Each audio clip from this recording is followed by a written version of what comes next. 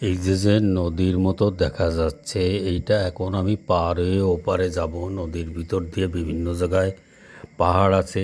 Actually নদীর জলটা অন্য কোনো নদী থেকে আসে না। এইটা বিভিন্ন জায়গার অনেকগুলো ঝর্ণার জল এইখান থেকে বয়ে যায়। তা এইটা যে স্রোত হয় বর্ষার টাইমে, যখন ঝর্ণাটা বেশি হয় তখন তো অনেক স্রোত হয়। গাছের ছোট ছোট গাছের উপর দিয়েও জল চলে যায়, ব্রিজের উপর দিয়ে জল চলে যায়। এবার এই নদীটা আমি সাঁতরাইয়ে ওই পারে যাব।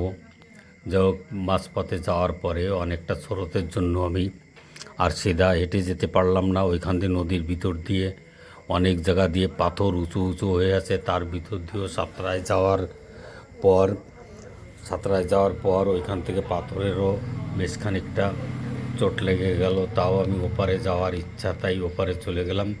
ওপারেও একটা পাহাড় আছে, পাহাড়ের ওই নদীর ওপার দিয়ে আবার স্রোত বয়ে যাচ্ছে।